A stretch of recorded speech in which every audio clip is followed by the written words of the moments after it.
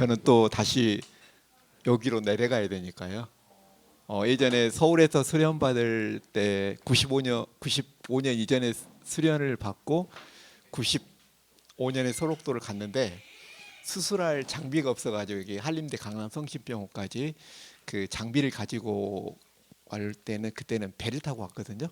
그래서 한 9시간 반에서 10시간 걸렸는데 지금은 KTX도 있고 해가지고 한 5시간 정도밖에 안 걸립니다. 저는 여기 섬에 살고 있습니다. 좀 창피한 이야기인데 집이 없어요. 제목을 나의 가족 나의 한센이라고 이렇게 적어놨는데 그냥 저같이 살지 맙시다로 좀 바꾸고 싶어요. 혹시 이게 사슴같이 보이십니까? 그래야 마음이 선한데. 그럼 고개를 여기 한재 손에 거기 장학 인성을 본다던데. 자, 고개를 살짝 옆으로 틀어 보십시오. 이게 지금 사슴이 앉아 있고요. 이게 사슴 입이고 이게 사슴이 앉아 있는 앞다리 뒷다리 꼬리 뿔 2개. 이게 사슴같이 보이죠. 그래서 이제 이 소록도가 작을 소의 사슴록 섬도에서 작은 사슴섬입니다. 그리고 실질적으로 이 소록도에는 약 300여 마리의 꽃사슴이 있습니다. 부럽죠? 근데 이 나쁜 놈들이 우리 어르신들이 그 손이 불편해요. 그래서 경작해 놓은 거 다 뜯어 먹어버리고 아까 제가 집사람 이야기했는데 집사람이 관사에서 이제 그 배추라든지 이거 심어 놓으면 다 뜯어 먹어요. 나쁜 놈들, 나쁜 애들입니다. 사슴도 있고요, 고양이도 많고 동물들도 같이 이렇게 있습니다. 근데 이게 이제 혹시 서울이 집이신 다 서울이 집이죠? 여러분 여의도 가보셨죠? 이 소록도가 여의도보다 약 1.3배 큽니다. 그리고 섬 전체는 보건복지부 소속 병원입니다. 저는 보건복지부 국가공무원입니다. 저는 관사에 살고 있고 이쪽에 있어요. 여기 이제 신사참배지가 일제강점기 때 신사참배가 대한민국에서 유일하게 지금 남아 있고요. 그리고 이렇게 이제 3분의 1은 저 같은 직원들이 살고 있고 이 3분의 2는 과거에 한센병, 또 나병, 그 전에는 문둥병, 조선시대 때는 대풍창으로 불렸던 분들이 다 치유가 된, 예를 들어서 학생이 감기에 걸렸어요. 그럼 뭐라 그러죠? 감기 환자라 그러죠. 근데 다 치유가 됐어요. 그럼 뭐라고 부르죠? 이름 부르죠. 마찬가지로 소록도에 계신 어르신들도 한센병이 다 치유가 됐어요. 즉 그 말이 뭔 말이냐? 전염성이 사라졌다는 뜻입니다. 한센병은 결핵과 마찬가지로 법정 2군 전염병입니다. 근데 여기에 계신 분들은 지금은 다 치유가 됐습니다. 왜 지금은 한센병이라고 부르냐면 과거 1800년대 노르웨이 의사 한센씨가 이 균을 최초로 발견했다 해가지고 한센씨 병으로 부르고요. 자, 결핵과 마찬가지로 마이코박테리움, 박테리아 종입니다. 바이러스가 아닙니다. 그러니까 전염 속도도 늦습니다. 감염 경로는 이게 역사와 더불어 시작된 병이지만 정확하게 원인을 몰라요. 왜? 이제 여러분 중에 의료인도 있겠지만 우리가 몸이 아프면 병원에 갑니다. 그러면 피 검사를 하죠. 피 검사를 통해서 원인균을 발견이 되는데 한센병 환자가 병원에 가서 피를 뽑으면 이 균이 햇볕을 보는 순간 죽어버려요. 그래서 과거에는 면역이 약하고 특이 체질에 있는 사람들이 균을 가지고 있는 사람들하고 오래 접촉해 살 때 전염병에 걸린다. 제가 95년에 소록도에 가가지고 나병 학회에 갔을 때는 그 콧물, 피, 타액해서 이렇게 전염이 된다고 했는데 그것도 원인이 확실하지 않고 최근에는 그냥 감기같이 공기 전염이라고 추정만 합니다. 그런데 이게 기혼하고도 관련이 있어요. 저같이 교회나 성당 다니시면 손 한번 들어보세요. 맞네. 자, 고원 다스반 지역에 이 균이 많이 삽니다. 학생, 브라질 하면 생각나는 게 뭐죠? 안 가봐서 모르죠. 축구하고 삼바 생각하잖아요. 근데 브라질의 인구의 10%가 나병 환자예요. 전 세계적으로 인도가 제일 많아요. 약 1억 명으로 추정을 합니다. 중국도 많고, 그다음에 동남아에 많아요. 인도, 스리랑카, 인도네시아, 필리핀, 캄보디아, 또 아프리카. 가난한 나라에 많아요.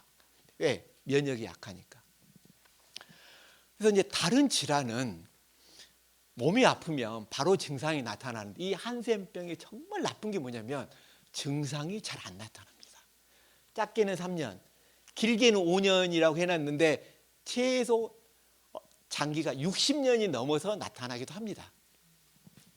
주로 그 결핵균하고, 결핵은 마이코박테리움 투버클로시스고 나균은 마이코박테리움 네프라인데, 결핵균은 주로 따뜻한 성질 때문에 우리 폐 쪽에 많이 분포를 합니다.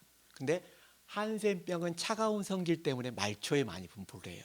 그래서 조기 치료를 하지 않게 되면, 학생 질문 안, 손 한번 잡아봅시다. 악수. 제 손이 어때요? 정상입니다. 그래도 EBS 명의에 나온 의사예요.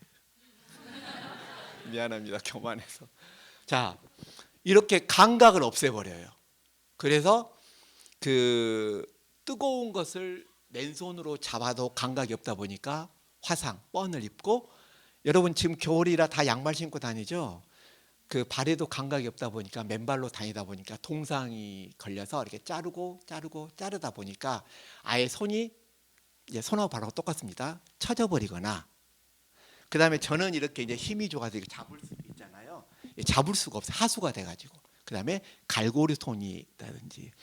저도 딸 2명 있는데 저 눈썹 뽑을 막 뭐라 그래요. 과거에 이제 저 뒤에 교수님들은 과거의 한센인들을 보신 경험도 있겠지만 이 눈썹이 다 빠져요. 그리고 여러분은 까만색, 하얀색 바탕 위에 까만 눈동자가 있죠. 근데 까만색이 없어져요. 그리고 이게 쳐져요. 이렇게 하수, 안검 하수가 돼서, 우리는 이제 불빛을 보면 이렇게 눈을 감잖아요. 근데 이게 안 감아져요. 그리고 이제 코도 이렇게 뿡 뚫려요. 그리고 얼굴이 틀어지고 이게 아랫입술이 쳐져요. 조기 치료를 안 했을 경우. 자, 그런데 교수님들은 과거에 어깨에 불규설하고 맞으셨어요. 여러분들은 태어난 지 2개월 안에 의무적으로 여러분 부모님들이 여러분을 사랑하시니까 BCG 결핵예방 접종을 마칩니다. 그 BCG 결핵예방 접종을 한 번만 맞아도 한센병의 99.9% 걸리지 않습니다. 저도 맞았고 우리 2 딸도 맞았고, 저도 그분들하고 계속 31년을 살아도 건강하고, 우리 2 딸들도 그분들하고 어울려 살아도 아주 건강합니다. 그리고 올해 소록도 보건이 110년 됐는데요. 직원들 중에 전염된 직원이 한 명도 없습니다. 그리고 결핵하고 약이 비슷해요. 그래서 결핵은 최소 약 1년 정도 먹어야지 이 전염성이 사라지는데, 한센병은 주사로 한 번, 약을 3개월만 먹어도 전염성이 사라집니다. 그래서 이제 과거에는 이렇게 환자들이 많았는데요. 최근에는 거의 없고, 특히 이제 우리나라는 거의 없습니다. 작년에 2025년에 신한 새로 발견된 환자가 5명이 생겼는데요. 이건 이제 우리나라 환자분들이 아니라 동남아에서 온 이주 여성이나 외국인 노동자, 그러니까 그 나라에서 병에 걸렸다가 우리나라에서 이제 임상 증상이 나오는 거죠. 그러면 여기 경기도에 있는 모 지역에서 또 치료받고 완쾌가 되면 이제 본국으로 보냅니다. 자, 지금부터 잠이 올 것 같아서 그림만 보여주겠습니다. 자, 이렇게 얼굴에 이렇게 증상이 나타납니다. 그래도 바로 치료하면 아무런 장애 없이 깨끗하게 치유가 됩니다. 왜? 너무 쉬운 치료니까요.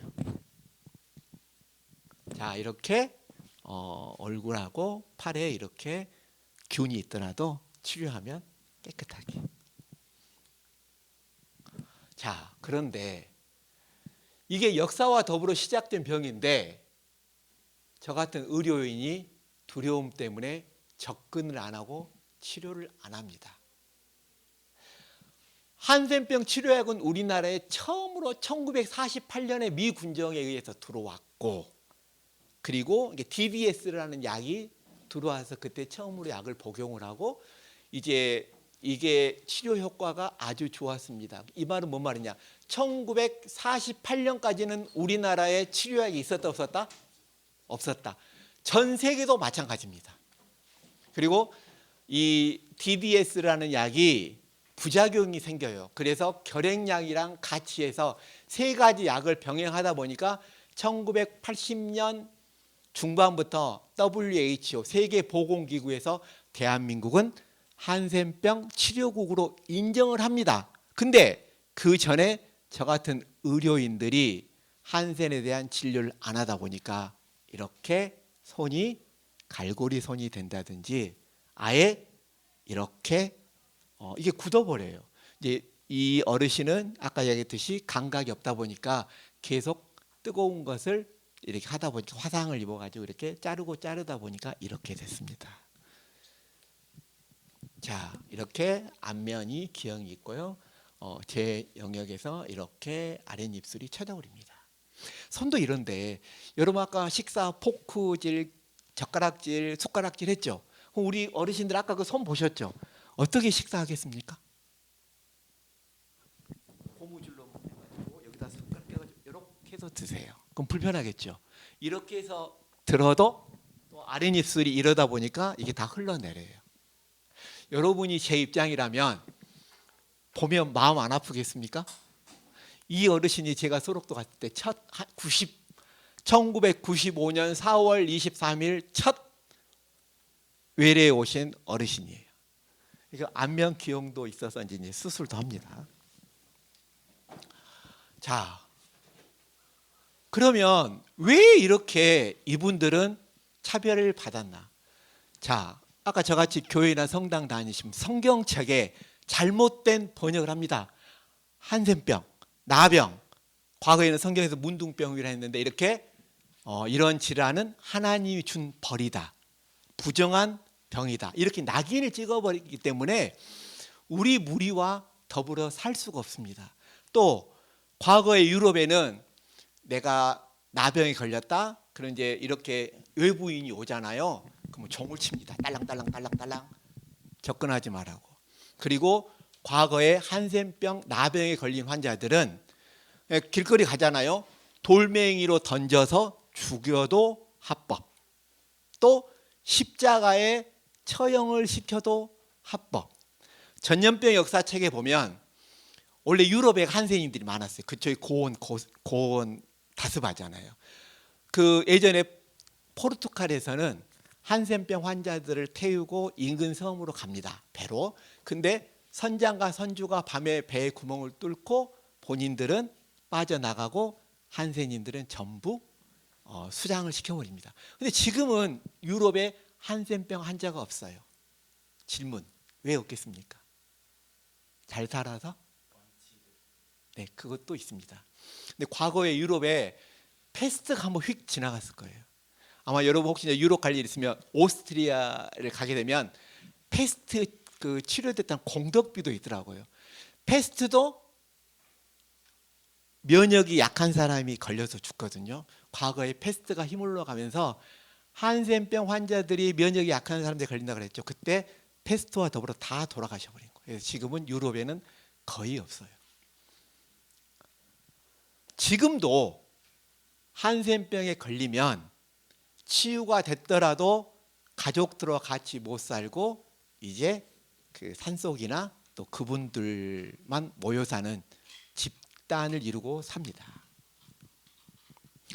성경에 나온 나병, 한센병은 아닙니다. 그냥 만성 피부염인데 성경에서 그 표현을 전부 나병으로 바꿔버리니까 그렇게 인식들이 돼버린 겁니다. 자, 우리나라에서는 어떨까요? 자, 여러분 가족 있죠?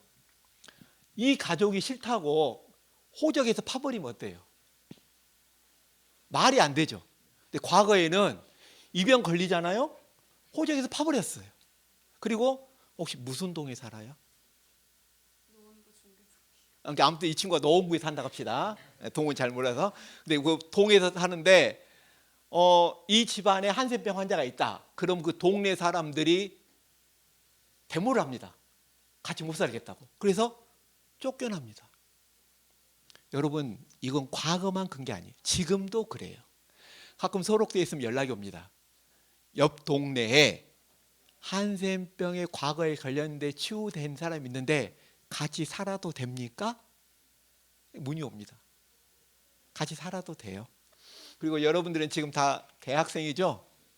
과거에는 대학교를 다니거나 중학교를 다니거나 제가 다닐 때는 국민학교였거든요. 초등학교를 다닐 때여도 한센병에 걸리면 학교에서 퇴학을 시켜버립니다.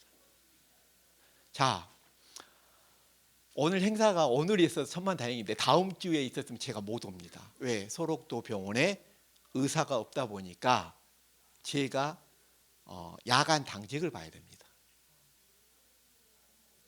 불쌍하죠. 과거에도 의사들 없을 때 혼자 원장, 직무대리, 의료부장, 진료과장 혼자 전과 다 봤는데 지금 나이가 이제 저도 68년생이고 만으로 58세인데 또 당직을 봐야 돼요. 왜? 의사가 없다 보니까. 그래서 이제 의사가 없어가지고 제가 이제 진료를 하고 도저히 안 돼서 인근 병원이나 종합병원이나 대학병원을 갑니다. 그런데 거기에서 소록도에서 왔다고 환자들을 다 거부합니다. 그래서 지금은 사정사정 해가지고 협약 다 체결해가지고 진료는 받게 해주는데 일반 외래로 간 게 아니라 대부분 응급실을 통해서 갑니다. 왜 그런 줄 아세요? 우리 병원에 소록도에 있는 나병 환자가 왔다 소문이 나면 일반 환자들이 잘 안 오기 때문에. 또 과거에는 우리 어르신들 모시고 일반 식당을 가도 잘 안 줬어요. 다 치유가 됐는데도. 혹시 여러분 그 대구에서 예전에 개구리 소년 실종 사건 혹시 들은 적 있죠? 개구리 소년이 집을 떠나서 나갔는데 안 나옵니다. 그래서 대구 옆에 칠곡이라는 게 소록도 병원뿐만 아니라 전국에 이분들이 모여 사시는 곳이 있거든요. 거기 칠곡이라는 한센인 마을에서 이 아이들 다 잡아먹었다고. 왜? 과거에 우리나라에 여러분은 들은 적이 없지만 교수님들은 과거에 들으셨어요. 한센인들이 애들 간을 빼먹는다. 그런 이야기가 있었습니다. 교수님 있었죠? 네. 자, 이러다 보니까 칠곡에 있는 이 정착 마을에 계신 분들이 얘들을 다 잡아먹었다 해가지고 언론에 대대적으로 나옵니다. 그래서 경찰에서 거기 압수수색도 합니다. 근데 몇 년 전에 그 대구 옆에 모 지역에서 나왔죠. 이렇게 오해를 받고 살아요.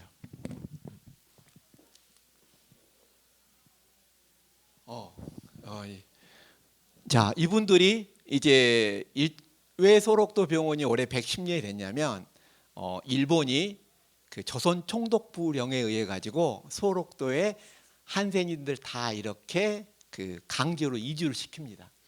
보통 소록도에 와서 그러면 거기 그때도 의사들이 있었으니까 아, 참 불쌍하다 이렇게 치료를 해준 게 아니라 보통 우리는 죽으면 한 번 죽잖아요. 근데 우리 어르신들은 3번 죽어요. 왜? 일단 생이 다해서 죽고 여기서 소록도에 오신 분도 계시겠지만 소록도에 보면 시체 해부대가 있어요. 이렇게. 그래서 돌아가시게 되면 이 시체 해부대에 놔둬가지고 시신 해부를 당합니다. 이 시신 해부를 일제 강점기 때문에 했겠습니까? 불행하게도 1980년까지 했어요. 그리고 이렇게 2번 죽고 마지막으로 화장을 합니다.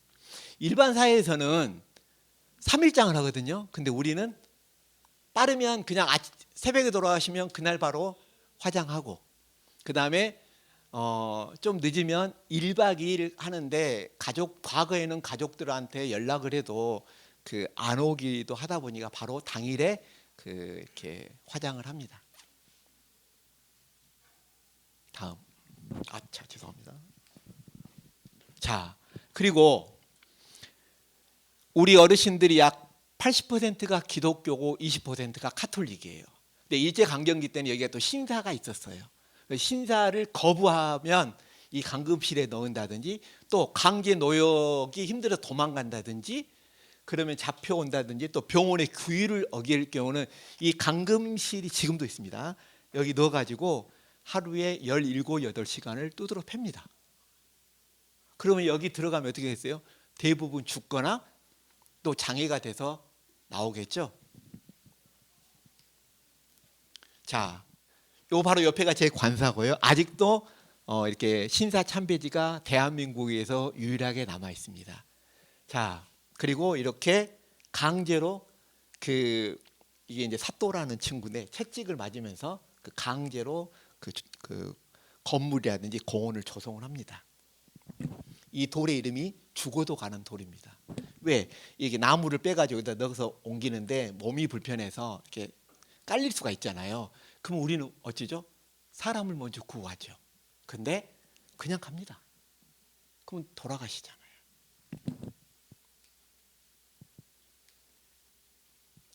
자, 해방이 됐습니다. 해방이 되면 좀 좋아질 줄 알았는데 직원하고 모 의사랑 암투가 있었습니다. 그래서 이 의사가 암투에서 밀려서 도망가면서 환자들에게 여러분 식량을 직원들이 빼돌린다고 합니다. 그래서 이제 환자들은 그 당시 배고픔을 치기다 보니까 식량을 주라고 데모를 합니다. 그래서 직원들이 그럼 내일 이 시간에 예를 들어 내일 지금 3시 2시 반 2시 반까지 병원 앞으로 오세요 해가지고 그 대표 84인이 옵니다. 근데 식량을 준 게 아니라 이 직원들이 공군에 있는 경찰들을 데리고 와가지고 다 총살을 시켜서 이렇게 땅을 파가지고 둥이를 뿌려서 다 태워서 죽여버립니다. 이게 바로 애안의 추도비입니다. 이건 일제강점기 때 한 게 아닙니다. 또 원래는 소록도에 제일 어르신들이 많을 때가 6,253명이었습니다. 그래서 결혼을 다 반대를 했고 아까 감금실 보여드렸죠. 이 감금실에 들어갔다가 남자들이 나오면 무조건 또 정관수술을 당합니다. 정관수술도 일제강점기 때만 한 게 아니라 제가 95년에 소록도를 갔거든요. 92년까지 했습니다. 애를 아예 또 결혼하게 되면 또 정관수술을 다 당했고 그런데 해방이 되고 일부 원장님들이 출산을 장려한 적이 있었습니다. 그래서 아이를 낳고 이 아이들은 아까 직원들이 사는 지역에서 살고 한 달에 한 번씩 부모 상봉을 합니다. 근데 이 친구가 제 아들이라고 합시다. 자, 한 달에 한 번 보면 어때요? 반가워서 헉을 한다든지 만지기도 하잖아요. 근데 이렇게 눈으로밖에 못 봐요. 만약에 달려가서 헉을 하거나 그러면 이게 모자 쓴 감시병들이 규율을 어겼다고 또 두드러 패면서 아까 감금실에 쳐넣습니다. 자, 여기 보세요. 자, 아이는 엄마를 보고 이렇게 손을 내미는데 다 이렇게 하고 있죠? 잡으면 안 되니까. 눈으로밖에 못 보니까. 얼마나 부모의 마음이 찢어지겠습니까? 그러면 일제강점기 때 과거 해방되고 1990년대 초반까지 왜 우리 어르신들은 이런 삶을 살았을까요? 저 같은 의료인이 진료를 안 하고 포기했기 때문에 또 저 같은 믿는 사람이 사랑으로 분명히 기독교와 카톨릭은 사랑인데 불교도 자비인데 이런 분들을 사랑하고 포옹한 게 아니라 우리가 버렸기 때문에 이분들은 당연히 소록도에 와서도 이렇게 차별받고 무시당하고 이렇게 한평생을 살지 않았나.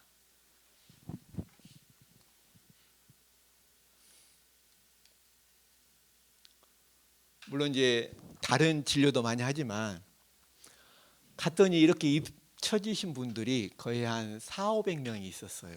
근데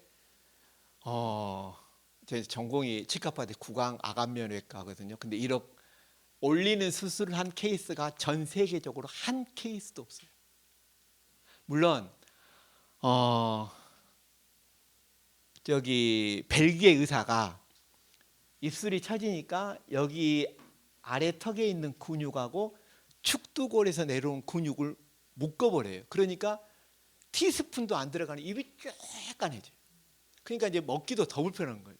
그런데 그런 분들 입술 다 찌고, 그래서 이제 이런 분들 때문에 제가 너무 마음이 아파서, 물론 이제 그 당시는 암 환자도 많이 있었습니다. 그리고 이제 고름이 머리까지 올라가서 이제 고름을 빼내는 수술도 많이 했는데, 제일 마음 아픈 게 이제 아랫입술 처지신 분들.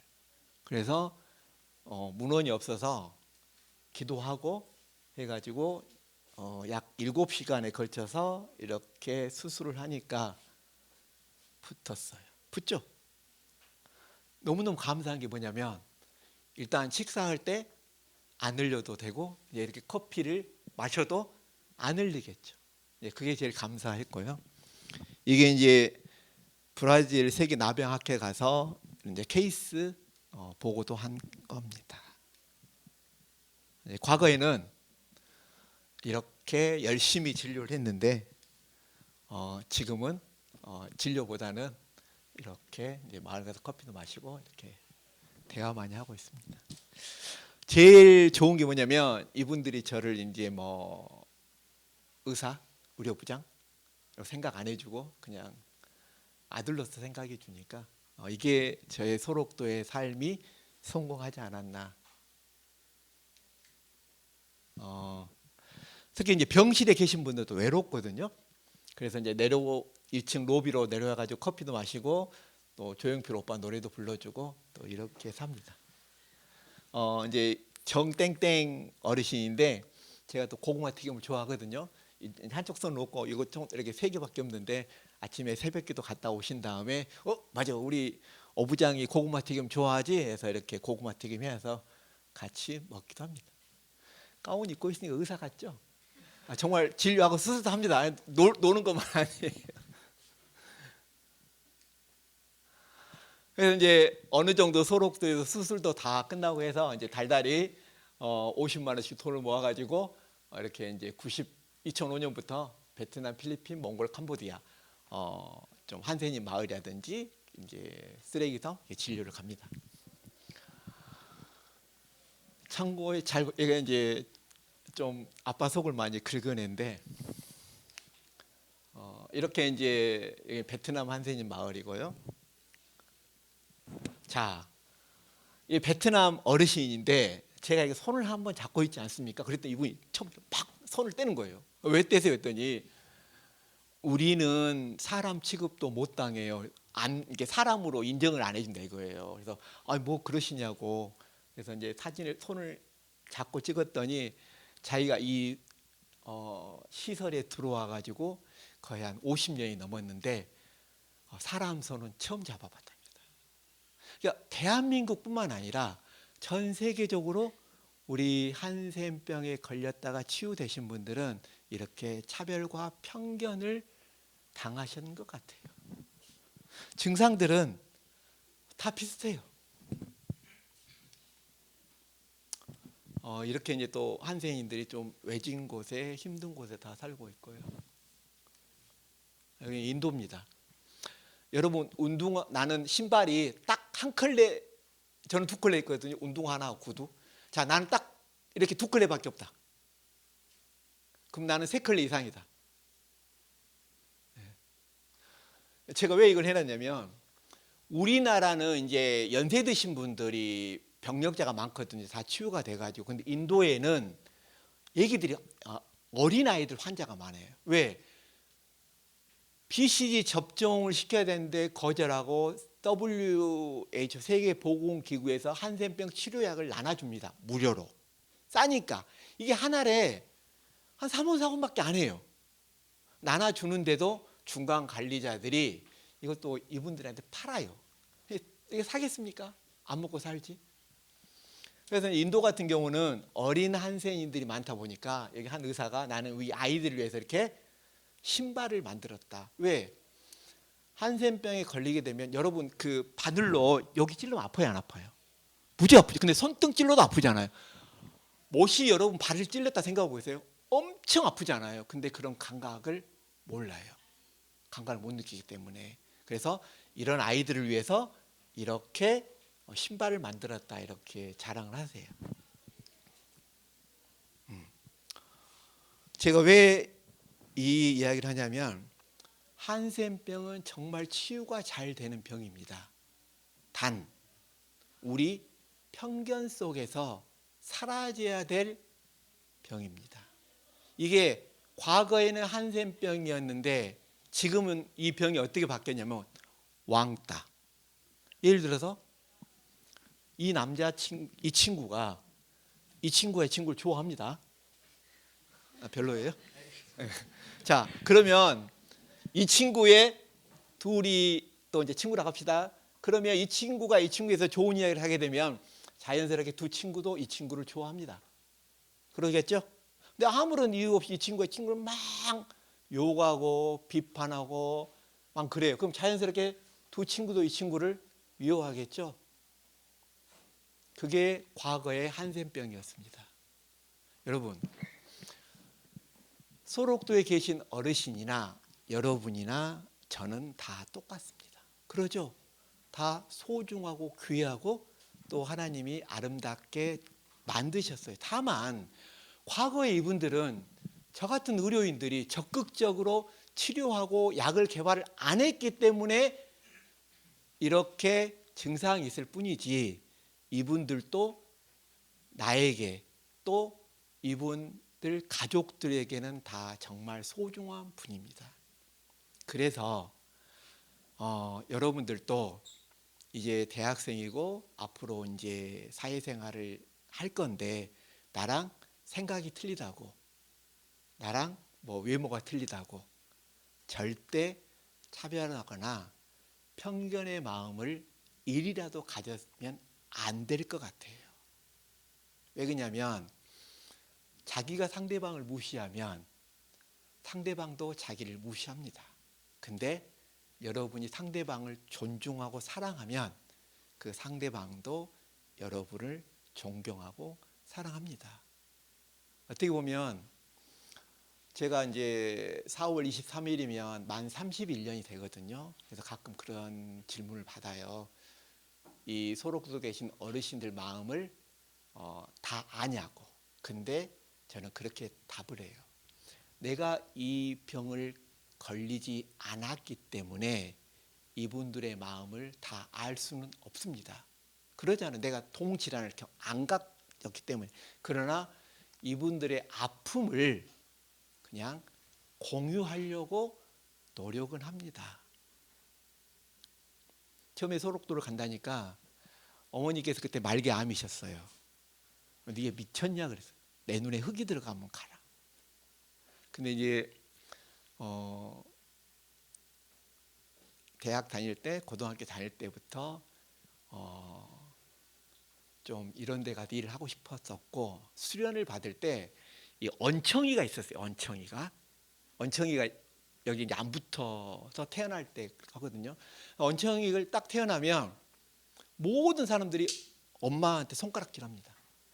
네가 과거에 뭘 이렇게 이제 욕을 해요. 그때 그 어머니들의 모습을 보고 원래는 중국 연변으로 가려고 그랬어요. 수술하면서 살아야 되겠다. 근데 그의 연도에 코이카에서 치과 의사를 안 뽑아서 그렇지 않아도 소록도를 가고 싶어서 소록도를 가게 됐고 감사하게도 또 이분들이 저를 너무너무 아끼고 좋아해줘서 하루 지내다 보니까 이렇게 만 31년이 됐습니다. 근데 아까 이제 시상식 하면서 약간 눈물을 흘린 이유가 저는 제가 좋아서 소록돼서 즐겁게 살았는데 결국은 집사람하고 아이들에게는 좀 미안한 마음이 들더라고요. 그러니까 혹시 여러분들이 이제 어떤 길을 갈 때 항상 같이 하면 좋을 것 같아요. 그리고 서로 그 상대방의 일을 이해해주고 존중해주면 좀 좋을 것 같습니다. 물론 이제 애들 어렸을 때는 강제로 아빠가 끌고 가고 해외 진료도 다니고 이제 그래서 그랬는데 가족끼리 같이 하는 게 제일 좋을 것 같아요. 예, 안녕하세요. 저는 현재 강원대 의학과 1학년으로 복학 예정인 6기 양철민이라고 합니다. 강의 되게 인상 깊게 잘 들었는데요. 제 기존 원래 생각은 한센병 앓으신 환자분들이 약간 신체적 고통 때문에 겪는 아픔이 더 크다고 생각했는데 이 강연을 듣고 난 후에는 약간 일반 사람들의 어떤 차별과 편견이 좀 더 그런 신체적인 아픔보다 더 크다고 느껴졌습니다.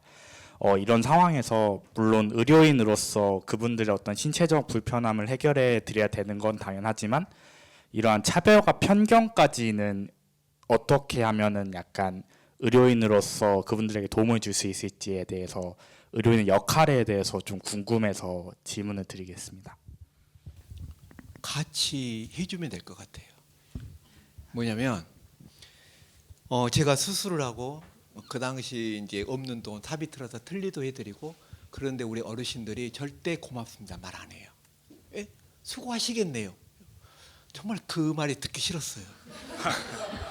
왜냐면 아니 물론 이제 고맙습니다를 듣고 하고자 한 건 아닌데 그렇게 참고로 소록도는 다 진료가 무료입니다. 대한민국에서 유일하게 청구를 하지 않습니다. 그래서 저는 보건복지부 공무원 얼굴만 받습니다. 그래서 제가 물어봤어요. 왜 고맙단 말을 안 하느냐. 그때 우리 어르신들이 뭐라고 하냐면 왜 안 고맙겠습니까? 그런데 선생님도 1년 있다 떠날 거 아니냐고. 우리는 의사 선생님들을 너무너무 좋아한다고. 근데 선생님들 1년 있다 떠나버리기 때문에 정을 줬다가 결국은 상처만 받는다 이거예요. 그래서 고맙습니다, 감사합니다 안 하고 그냥 수고하십니다. 그래서 제가 그 소리 듣기 싫어가지고 그 당시 월급이 23만 원이었거든요. 그래서 3개월 얼굴 모아가지고 스쿠터를 탔어요. 아까 이야기했던 이 소록도는 넓잖아요. 그래서 진료하고 수술 끝나면 스쿠터 타고 각각 마을을 가가고 돌아다녔었어요. 그래서 마을에 돌아다녀서 뭐 진료를 해준 게 아니라 제가 손이 제일 좋으니까 방 청소도 해드리고 그 당시에는 가축을 키우다 보니까 파리들이 많았었어요. 파리 찐득이도 붙여주고 또 이분들이 밥 먹세 하면은 정말 밥이 어떻게 표현하기는 좀 그렇지만 그 밥에 파리들도 많이 앉았고 그 숟가락도 녹이 쓸고 그래도 이제 원래 이제 성경을 많이 보는데 이제 그때 좀 후회했어요. 성경을 많이 보면 안 되겠다. 성경에 보면 나오는 것이 더럽지 들어가는 게 더럽다 그게 없거든요. 그래서 이제 이분들과 같이 먹다 보니까 또 이분들이 언제든지 저를 불러서 식사도 같이 하고 그래서 이분들이 저에 대해서 의사가 마을을 돌아다녀 본 적이 거의 없었대요. 100여 년 동안. 그래서 처음에는 가운 입고 돌아다니니까 이렇게 고개를 피해요. 그래서 가운 가감히 던져버리고 이제 젊은 총각으로서 그래서 계속 돌아다니고 입으니까 이분들이 저를 눈높이에 맞춰주는 거예요. 그래서 그분들 아픔도 이야기를 하고 그러면 그 아픔도 같이 듣고 공유해주고 위로해주고 이제 가족화가 되는 거죠. 저는 진료하러 온 환자들 있잖아요. 여기만 안 봐요. 얼굴을 봐요. 그래서 얼마나 아프셨을까. 또 그 얼굴 안에 들어있는 고통을 보려고 해요. 왜? 이거 좀 나누고 싶어서. 물론 질문한 학생 말대로 의사는 치료만 잘해도 돼요. 근데 저는 치유를 해주고 싶었었어요. 치유가 뭐냐면 그분의 아픔을 같이 공감해 줄 수 있는 그러면 다음에 의사가 되더라도 환자분들이 더 빨리 치유되지 않을까. 그러니까 이제 쉽게 말하면 그분하고 눈높이를 맞추면 되지 않을까 싶어요. 그러니까 아까 이야기했듯이 제가 이분들의 아픔을 100% 이해는 못하지만 그냥 그 아픔을 공유하는. 근데 의료인이 되면 그 아픔을 더 쉽게 더 그분들하고 공유할 수 있지 않을까. 답변됐습니까? 네, 선생님 안녕하세요. 저는 서울대학교 심리학과에서 공부하고 있는 7기 대학장학생 이윤태라고 합니다. 가치관을 세우는 것도 중요하지만 그거를 정말로 끝까지 실천하는 삶을 사는 것도 또 다른 문제라고 생각합니다. 저 같은 경우에도 요즘 저만의 인생의 가치관을 갖고 살아가는데, 근데 살아가면서 주변 친구들이 점점 그 자기만의 일을 찾아가고, 그리고 더 편한 길, 더 경제적으로 도움되는 길, 이런 걸 찾아가는 걸 보면서 제가 원래 갖고 있었던 가치관이 조금씩 흔들리는 것 같기도 합니다. 근데 선생님께서는 타인과의 비교나 어떤 세상의 기준, 그런 거에 얽매이지 않고 수옥도에서의 선생님만의 가치관을 정말 잘 실천해 오신 것 같습니다. 그래서 그렇게 흔들림 없이 걸어오실 수 있었던 원동력은 무엇이었는지, 그리고 저희와 같은 이 시대를 살아가는 청년들에게 주실 수 있는 조언이 무엇인지 한번 여쭙고 싶습니다. 감사합니다. 일단은 결혼을 했는데 집사람이 바가지를 안 긁으니까 섬에서 버틴 것 같아요. 근데 물론 가치관은 시대와 상황에 따라 변할 수 있어요. 사람이니까. 근데 이제 어렸을 때부터 힘들고 아픈 사람을 보면 좀 약간 아팠어요.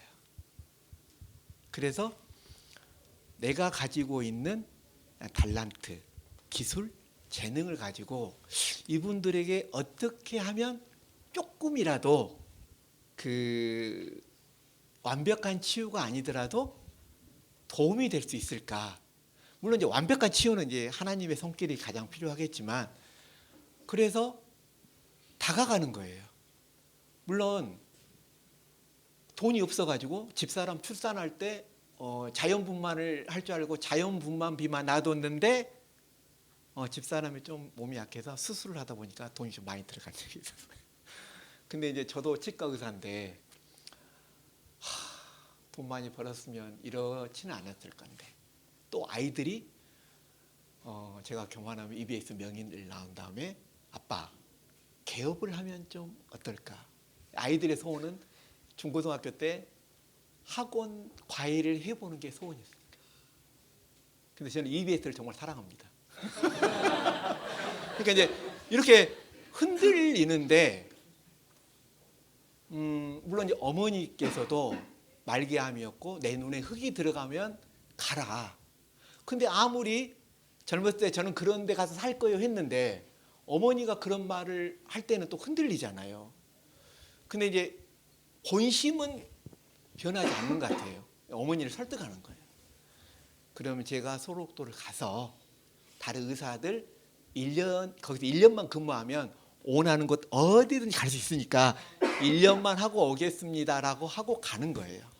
그래서 이제 하고 이제 1년이 지나도 이놈이 안 나오니까 어머니가 오셨어요. 그래서 우리 어르신들을 보고 이제 미안하다, 너를 못 가게 해서, 그리고 나서 이제 어머니는 그 말씀 하시고 한 달 만에 돌아가셨어요. 그러니까 뭐 남들은 저한테 뭐 휴바이츠니 어쩌니 하더라도 우리 딸이 휴바이츠가 뭔지 아시죠? 슈렉, 바보, 이티, 척키가 합쳐진. 그래서 이제 흔들릴 때마다 내가 왜 이 직업을 선택을 했을까? 처음에 가졌던 대로 다시 한번 생각을 하는 거죠. 또 아이들도 일기에 그렇게 써놓은 거예요. 아빠가 좀 개업을 했으면 우리가 좀 더 풍요롭게 살 건데, 그럼 아이들에게 이야기해요. 애들아, 아빠가 소록도를 떠나기는 쉬운데 떠나버리면 여기 있는 어르신들은 어떻게 하지? 그러면 이제 큰애가 아빠, 그럼 이분 할머니 할아버지는 어떻게 해요? 이제 이렇게 이제 이야기를 하고, 물론 흔들리겠지만 처음 가졌던 마음을 이렇게 안 흔들리려고 무단히 노력을 하고, 대신 제 자신과의 타협은 하지 않으려고 노력을 해요. 그래, 내가 뭐 조금 나가서 개업해서 돈 벌고 와서 다시 소록도 가면 되지. 근데 그게 쉽지 않을 것 같아요. 그래서 이제 물론 이제 대학에서도 올라와라. 이제 뭐 여러 군데에서 이제 막 오라는 이야기도 많이 있었지만 이제 금전적인 유혹이 제일 많았었어요. 우리 동기들 모임 가면 이제 동기들은 골프도 많이 치고 있는데 저는 아직 골프채를 잡아본 적이 한 번도 없어요.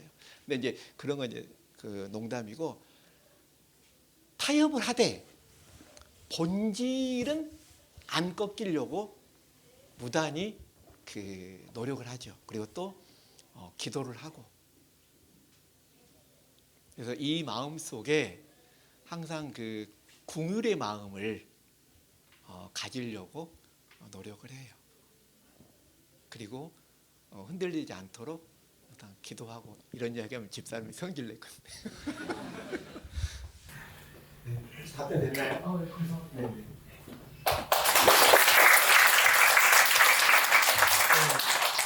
죄송한데 끼어들어서 번개 질문 하나 하고 싶습니다. 왜냐하면 소록도에 가서 인터뷰를 직접 했었는데 사모님 이야기를 듣고 싶습니다. 소록도에서 만나셨는데 오늘 말씀해주신 내용만 들으면 사모님에 대한 오해가 조금 있을 수도 있는데 사실 그렇지 않거든요.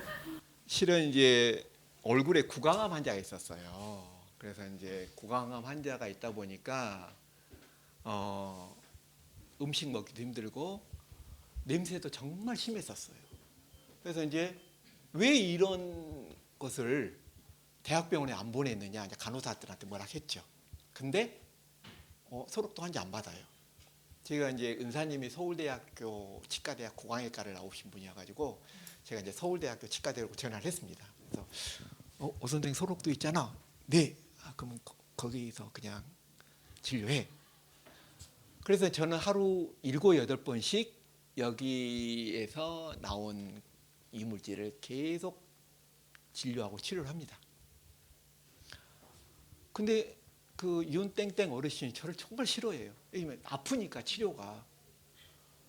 근데 이제 어떤 A라는 간호사는 이제 이분이 거기 삼병동에 있었는데 이 할아버지 한 분 때문에 병동 전체가 냄새가 너무 안 좋아요. 근데 그런 분을 바바리 코트를 입히고 이렇게 팔짱을 끼고 이렇게 다니는 거예요. 근데 그 할아버지는 그때 너무나 물론 여기는 너무 이제 안 좋은데 얼굴 자체가 너무나 행복한 미소. 그래서 이게 바로 치유구나. 그래서 이제 결국 이제 이 어르신이 돌아가시기 전에 저하고 그 간호사를 불러서 고맙다고 하고 이제 결혼을 하게 됐는데, 실은 이제 화가 났어요. 저도 참 젊었을 때 욕심으로 참 열심히 살았다고 하는데 우리 어르신들이 저보다 그 A라는 간호사를 더 좋아했었어요. 그래서 결혼할 때 이제 그 당시는 소록도에 이제 눈이 안 보이신 어르신들이 많았거든요. 와가지고 그럼 명색이 제 의사인데 저 협박받고 결혼했습니다. 너 우리 이간 올리면 죽여. 그래서 이제 결혼할 때 축의금으로 그 당시 뭐 1,000원, 2,000원, 500원. 어떤 조 땡땡 복군 할머니는 와가지고 꼴마니에서 3만 원을 줬어요. 3만 원을 주면서 이걸로 경대도 사고, 그다음에 이불도 사고, 오강도 사고. 여러분 3만 원으로 그 못 사요. 왜 이 말을 하느냐? 이 어르신들이 소록도에 들어오면 그 당시는 못 나갔었어요. 이게 정말 큰 돈인 줄 아세요? 네. 얼마나 아파요. 여러분은 오늘 끝나면 자유롭게 다 가지요. 근데 과거에는 이 어르신들이 못 나갔었어요. 그래서 이제 너무 화가 나서 이 사람하고 빨리 결혼해서 직장을 그만두게 해야 되겠다 해가지고 둘째 임신할 때 그만두게 했습니다. 그래서 8년간 그 소록도에서 간호사를 했고 또 거기서 그 생활을 했기 때문에 저의 삶을 충분히 이해해주고 지지해주고 격려해주지 않았을까. 근데 저 같은 남편이랑 살면 안 돼요. 벌써 결혼한 지 29년이 다 됐는데도 아직까지 정장 한 벌을 사준 적이 없어요. 그런 돈 생기면 그냥 우리 어르신들한테 써버리고 그냥 이제 돈 모아서 해외 진료를 진료를 가다 보면, 왜냐면 이제 원래 이게 안 좋은 생각인데, 저는 그래도 집이 있잖아요. 관사, 물론 집은 없지만 관사가 있고 이렇게 해외 진료를 가다 보면 정말 힘들게 사는 사람이 많거든요. 여러분 5만 원이면 이렇게 선이 오늘 점심 먹으면 한 5만 원 나오겠잖아요. 근데 저기 쓰레기섬이나 빈민촌은 5만 원이면 한 6, 70명이 한 끼를 먹어요. 그래서 저는 음식 남긴 건 정말 싫어해요. 그래서 예전에 상금을 1억을 받은 적이 있었어요. 아까 제가 유심히 바라보라는 그 애가 미친 중2 때, 아빠 나의 소원은 캄보디아, 베트남, 필리핀, 몽골 빼고 가는 게 소원이야. 2천만 원 떼가지고 우리 유럽 여행 가자. 근데 이제 큰애가 속을머리가 없어가지고, 아빠 이거 아빠가 본 돈이 아니잖아. 그리고 우리는 잘 먹고 있잖아. 그래서 아프리카로 보냅시다 해가지고 아프리카 볼랑탕카에 무료급식 하라고 다 보낸 적도 있어요. 왜? 우리는 그래도 먹고 살잖아요. 모르겠어요. 한제에서 이번에 상금 주는데 그걸 또 어떻게 쓸지는 모르겠어요. 일단은 약속은 했어요. 집사람 정장은 사주기로. 나머지는 어떻게 해야 될지를 모르겠어요. 또 기도해보고 결정하면. 그래서 집사람이 그 교수님 질문대로 옆에서 이렇게 지지해주고 했기 때문에 이렇게 소록도에서 살지 않을까. 근데 이제 갑자기 한제 선행상으로 내가 이제 상을 받게 됐다고 집사람한테 계속 이야기를 하는데, 갑자기 집사람이 당신은 그래도 이렇게 상이라도 받는데 내 인생은 뭐야? 내가 30년 동안 내 인생은 누가 보상해 주는지. 아니 갑자기 계속 그런 이야기를 해서, 아까 이제 그 상을 받을 때, 그래 나는 이렇게 상이라도 받고 축하라도 받는데, 그냥 집사람은 이 섬에서 남편과 아이들을 뒷바라지만 하다 보니까 이런 삶을 살아서 이제 미안한 마음이 들어서 갑자기 좀 눈물이 났는데, 가서 정장도 사주고 잘할게요. 안녕하세요. 저는 고려대학교에서 간호학 공부하다가 지금 심리학 공부하고 있는 최하민이라고 합니다. 오주시기 전에 막 기사를 찾아보고 했더니 그 말씀해 주신 것도 같이 가족분들이랑 함께 이 일을 감당하고 계신 것 같이 보여서 그 점이 진짜 많이 존경스러웠는데, 그걸 보기만 해도 선생님이 이제 한센 환자분들한테도 마음을 다하고 계시지만 정말 가족분들한테도 이런 아빠라면 믿고 따를 수 있어라는 마음을 느끼게끔 하시고 계신 것 같다는 생각이 들었어요. 그래서 이렇게 사실 자기의 유익과 만족을 위한 일이 아니라 그렇게 섬기기 위한 일을 하시려면 이제 함께 일하시는 분들 사이에서 많이 이제 합심이 되어야 될 것 같다는 생각이 들었는데, 혹시 이렇게 일하시면서 의료진들 간에 혹은 이제 가족들 간에 서로 이렇게 한 마음이 되시기 위해서 가장 중요하다고 생각하시는 점이 있었는지. 그래서 막 저희 같은 대학생들이 사실 되게 개인화되고 자기 중심적으로 가기 쉬운 사회 가운데 살고 있는데, 그럴 때 기억하면 좋을 게 뭐라고 생각하시는지 여쭤보고 싶었습니다. 그 너무나 좋은 질문인데요. 제가 집에만 들어가면 좀 짜증을 냈어요. 힘드니까. 갑자기 그 큰애가, 아빠, 왜 아빠는 한센 어르신들하고 대화하고 치료할 때는 천사의 미소를 띄우고, 해외 진료를 가게 되면 아무리 힘들어도 거기 외국인들한테 막 웃으면서 막 이렇게 하는데 왜 집에만 들어오면 온갖 인상을 쓰고 성질을 내냐고. 그때 충격을 먹었습니다. 그래서 내가 정말 잘못하고 있구나. 혹시 어머니랑 많이 티격태격한 적 있어요, 없어요? 예, 어머니랑. 예. 여러분 누구랑 제일 싸움 많이 하죠? 많이 티격태고 막 성질내고 그러죠? 부모님이죠? 그럼 되겠어요, 안 되겠어요? 그래서 제가 느낀 게, 큰애가 말해준 것처럼 가장 가깝게 있는 사람도 사랑을 못하면서 이렇게 밖에 사람들한테 가식적인 웃음과 희생을 한다는 게 제 자신이 너무 부끄럽고 회개했어요. 그래서 집사람은 하나님 대하듯이, 큰애는 예수님 대하듯이, 둘째는 성령님 대하듯이.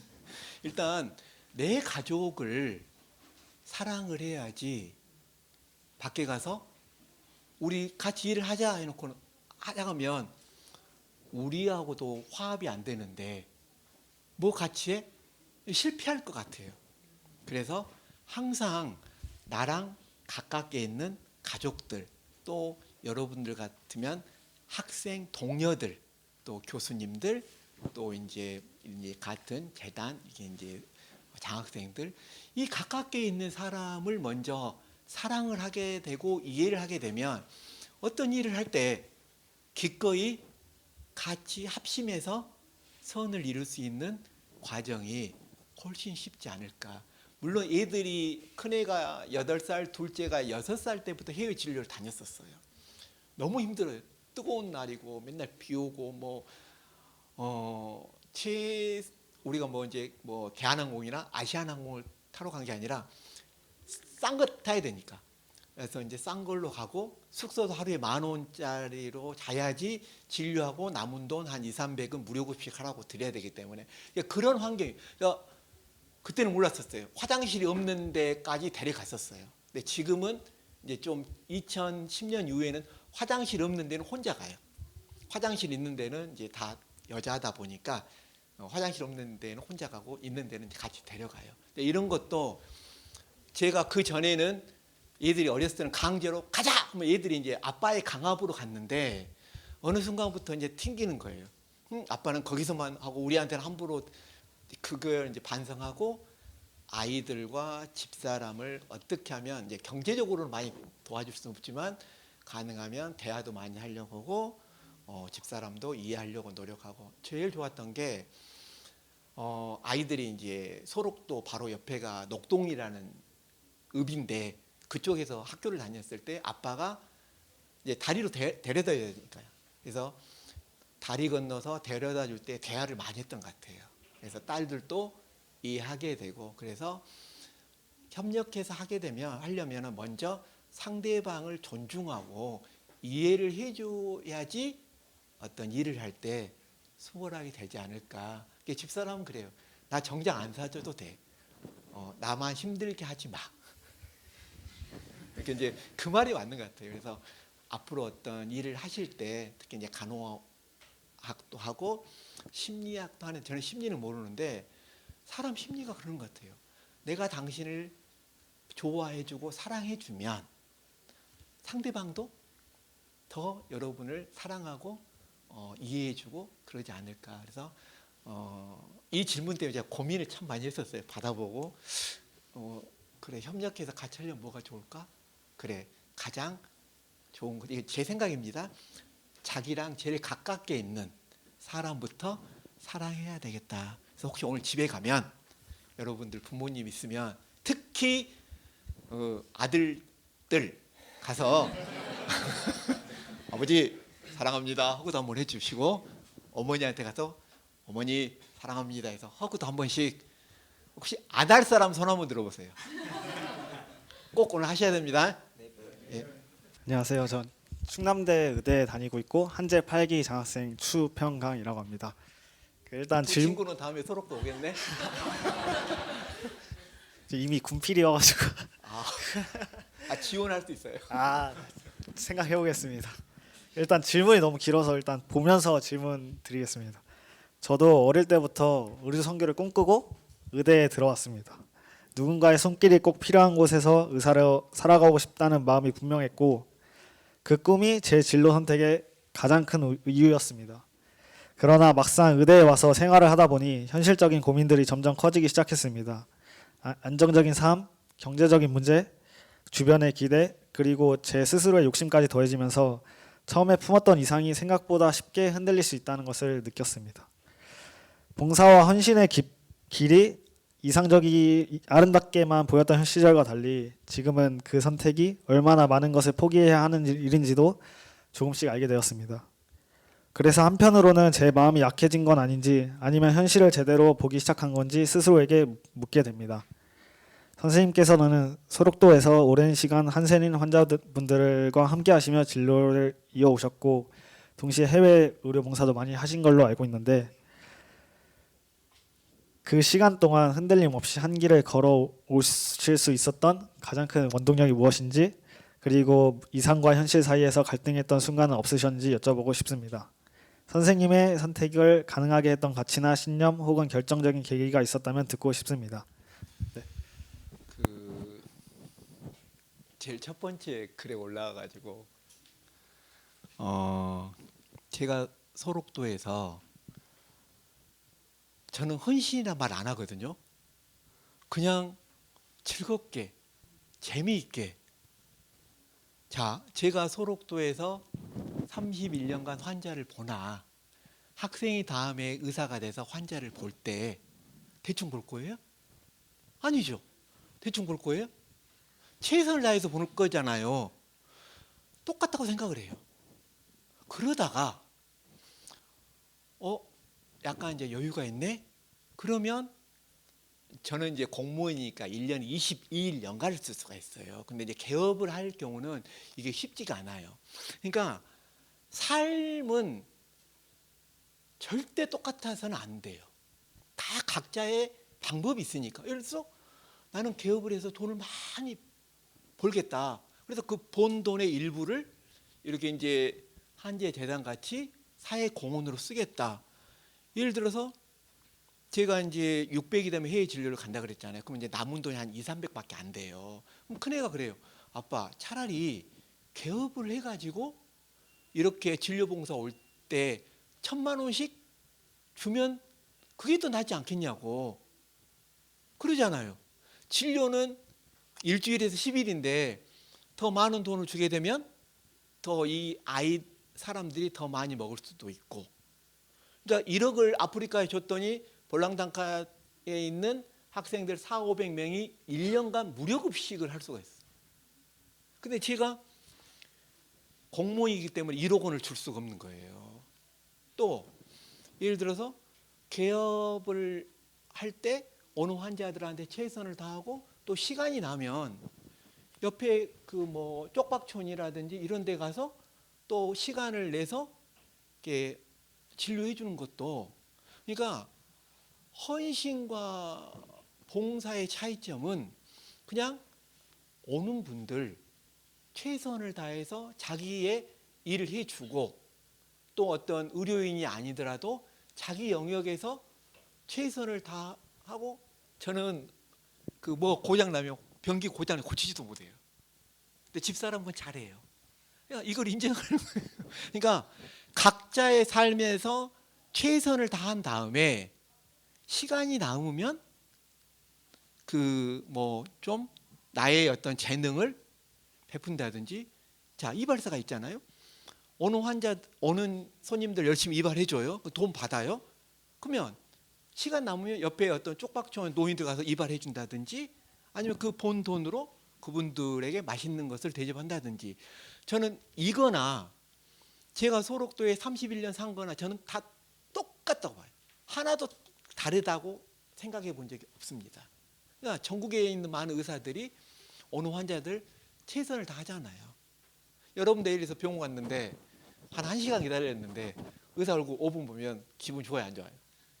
대신 환자 수를 좀 줄이고 어느 환자들 이렇게 대화도 하고.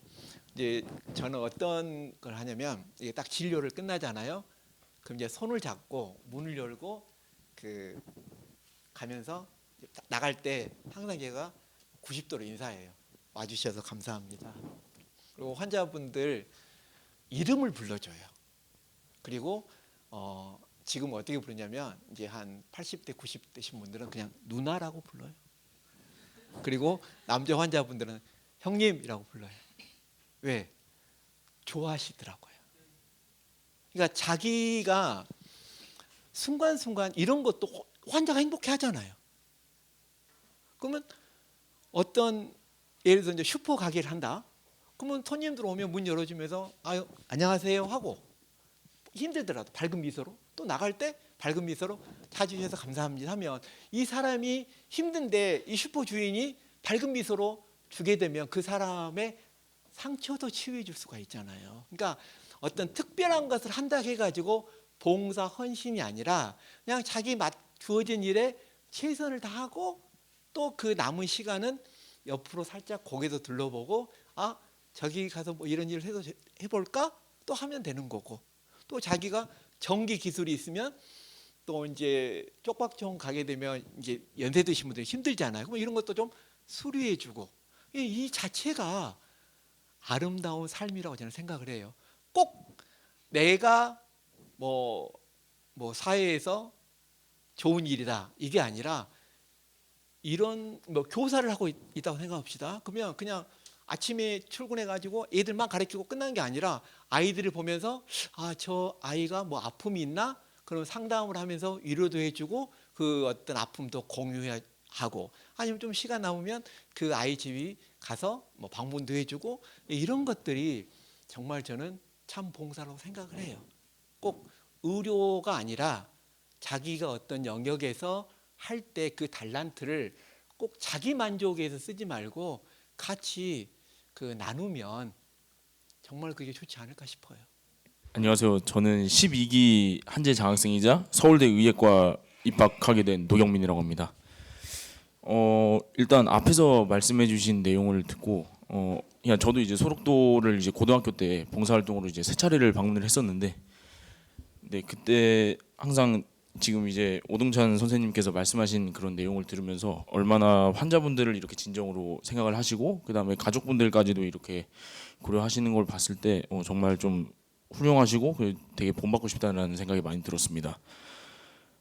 사실 제가 질문을 한 두 가지 정도로 크게 준비를 했었는데, 일단 첫 번째로는 개인적으로 느끼셨던 어려움과 그리고 그걸 어떻게 해결하셨는지였는데, 사실 그 앞에서 이미 답변을 어느 정도 충분히 하신 것 같아서 혹시 그런 어려움뿐만 아니라 혹시 뭐 다른 어려움이 있으셨다면 그런 어려움이 무엇이고 그 다음에 그걸 어떻게 극복하셨는지 그거를 하나 여쭙고 싶고, 그 다음에 그 다음에는 이제 국립소록도 병원에서 일하시면서 이제 느끼셨던 그런 사회적이나 구조적인 그런 한계점이 무엇이고 그 다음에 그것을 해결하기 위해서 우리 사회가 어떻게 조금 그거를 도와줄 수 있는지, 네 그런 것도 한번 여쭤보고 싶습니다.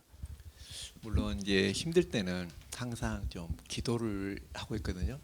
제일 95년부터 기도 제목이 뭐였냐면 소록도에 내과 정규직의사가 오면 참 좋겠다. 근데 이건 저의 기도를 안 들어주시더라고요. 당장 3월 1일부터 가서 또 야간 당직을 서야 돼요.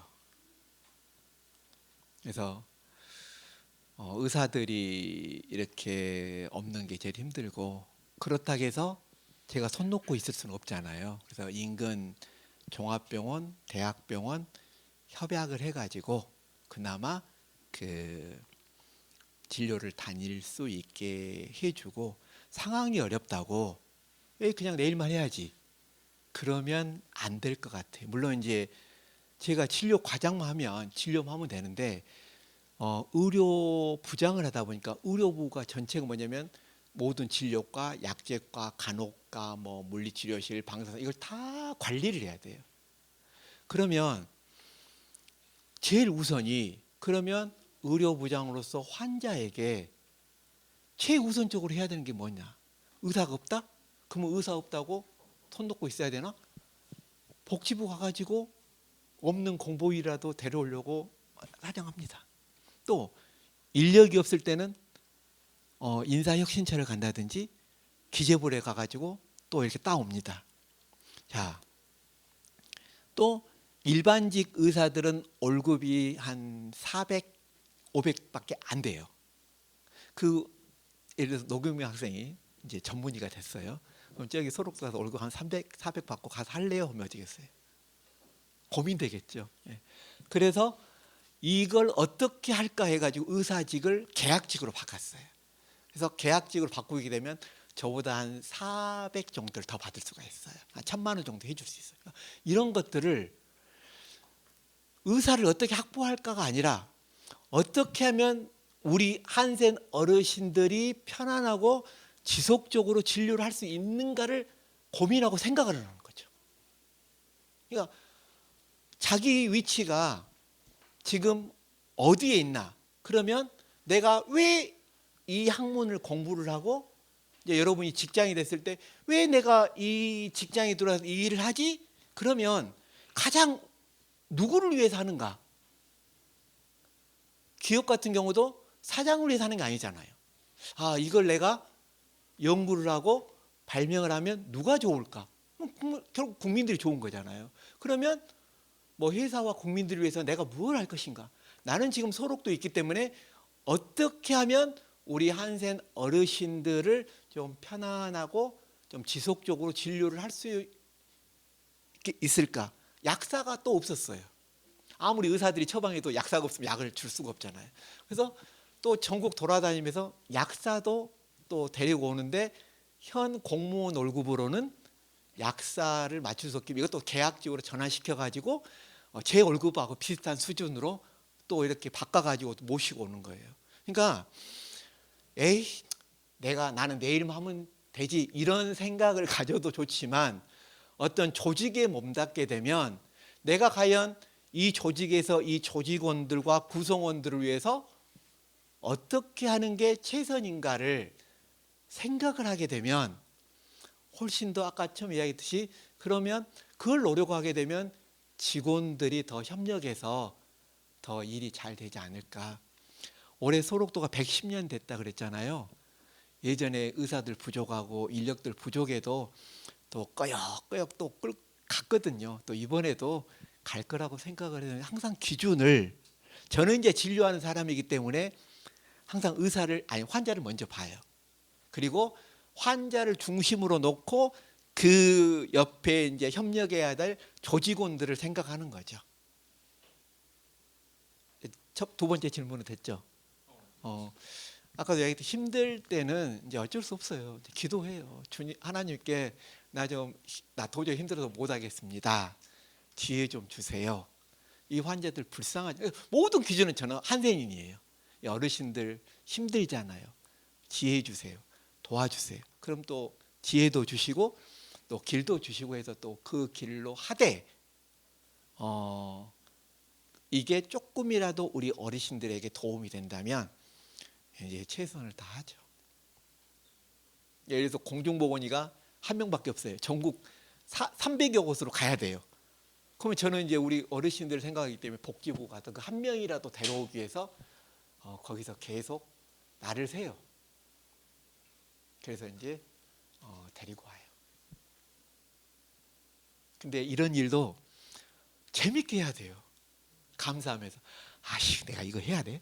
아씨 이거 안 해서 그러니까 여러분들에게 제가 부탁하고 싶은 것은 앞으로의 삶이 대학 생활도 마찬가지고 사회 삶도 힘들 거예요. 근데 아까 제가 웃고 계시잖아요. 뭐 여러분들이 가족들한테 버림을 받아봤어요. 식당 가서 뭐 먹는데 쫓겨나가봤 그런 거 당한 적 없잖아요. 그래도 이렇게 우리 어르신은 행복하게 웃고 있잖아요. 그래서 아무리 삶이 힘들고 저는 시인이 아니지만 삶이 여러분을 속이더라도 매 순간 좀 감사하면서 어떤 자기의 일을 좀 즐기면서 했으면 좋겠어요. 피장해야 될 일인데 짜증내고 인상 쓰고 하는 것보다는 그래? 나 좀 즐겁게 하지 해서 즐겁게 하고 감사하게 되면 우리 어르신같이 이렇게 항상 힘들더라도 이렇게 그 마음속에 기쁨이 나지 않을까. 저도 안 그랬었어요. 욕심도 많고 그랬었는데 제가 31년 살면서 우리 어르신들한테 해준 게 없어요. 이분들을 통해서 받아요. 또 이분들 이제 자주 돌아가시거든요. 그러면 제 인생 길어야 이제 좀밖에 안 남았는데 제가 욕심내서 살면 뭐 하겠어요. 결국 죽게 되면 그냥 먼지로 사라질 건데. 그런데도 이분들은 이렇게 항상 웃으면서 사는데 제 사지 멀쩡한 제가 인상 쓰고 성질 부리고 그러면 안 될 것 같아서 매 순간순간 항상 감사하면서 살려고 노력합니다. 선생님께서 오늘 강연하시는 모습을 보면서 가정에 대한 사랑이 정말 남다르시다고 느껴졌었습니다. 청년의 때를 살아가는 저희에게 청춘 사업이 정말 중요할 거라고 생각을 하는데 혹시 미래의 배우자를 선택하거나 아니면 연애를 해 나가면서 저희 시절을 보내고 있는 저희들에게 혹시 조언을 해주실 수 있으시면 부탁드리겠습니다. 그건 부모님들한테 물어보는 게 제일 좋을 것 같아요. 그래서 그 상대방이 나를 이해해 줄 거라고 생각을 보통 우리는 하고 살아요. 근데 내가 먼저 상대방을 이해하려고 노력을 하면 조금 더 낫지 않을까. 저도 집사람이 바가지 긁으면 화부터 나요. 성질부터 나요. 근데 왜 이렇게 나한테 바가지를 긁을까? 그러면 제가 남이면 바가지 긁겠습니까? 가장 가깝게 있는 사람이 나를 보고 있으니까 이게 단점이 보이는 것 같아요. 그래서 이렇게 좀 해라. 근데 이게 잔소리가 아니라, 물론 들을 때는 기분 나쁘지만, 특히 여러분 부모님들이 야 누가 뭐 이렇게 해! 그러면 에이씨 하잖아요. 그러지 말고 왜 우리 부모님이 나에게 이렇게 할까? 그래서 이제 반려자나 배우자를 고를 때 나를 이해해 주겠지가 아니라 내가 어떻게 하면 상대방을 이해를 해줄까, 이걸 먼저 생각을 하게 되면 훨씬 더 낫지 않을까. 혹시 답변 됐나? 교수님 혹시 말 잘못하면 그래서 결혼은 남남이잖아요. 그 남남이 만나는 거기 때문에 정말 가치관이 틀리거든요. 왜냐면 살아오는 환경도 거의 한 30년 이상 다르게 살았는데 하루아침에 이게 맞춰지겠습니까? 그래서 가장 중요한 것은 서로 그 이해하는. 하도 제가 잘못하니까 집사람이 이렇게 하도 잔소리를 많이 해서 제가 적어놨어요. 먼저 당신에게 부정적으로 말한다고 해서 성질부터 내지 말고 왜 나한테 부정적인 말을 할까? 이것은 바로 당신에 대한 관심과 애정이다. 또 뭐라 했냐면 어떤 행동을 할 때 항상 우리는 자기중심으로 하기 때문에 내 행동과 말이 옳구나 바르구나라고 생각을 하지만 너 중심으로 생각하지 마라. 하도 집사람이 두 가지 잔소리를 많이 해서 제가 이렇게 핸드폰에다 적어놨습니다. 근데 가만히 생각해보면 이거 들을 때마다 기분 나쁘거든요, 솔직히. 근데 어떤 제가 행동이나 말을 할 때 타인을 생각하는 것보다는 먼저 저부터 생각을 해요. 뭐 여러분도 이제 학교 생활을 하고 직장 생활을 하겠는데 여러분들에게 이제 부정적인 말하는 사람들이 있어요. 그러면 몇 가지 올라오더라도 한번 꿀거닥 삼키고 왜 저 친구가 왜 저 사람이 나에게 이렇게 부정적인 말을 할까? 그러면 성질부터 내지 말고 한번 살짝 돌아서서 자기를 주관적으로 보지 말고 객관적으로 한번 보는 거예요. 그래서 그 부정적인 말한 것을 이것을 자기의 에너지로 생각하게 되면 몇 가지 올라왔던 것도 그래 내가 제3자에게 보일 때는 그럴 수도 있겠구나라는 것을 한 번씩 그 고민하게 되면 훨씬 더 상대방을 이해하고 또 조화로운 조직 생활이 되지 않을까. 그래서 예전에는 집사람이 잔소리하면 에이씨 하고 몇 가지 올라왔는데 지금은 여보 고마워 하고 돌아서서 저놈의 잔소리 하면서도 그걸 다시 한번 생각해 보면 맞는 것 같아요.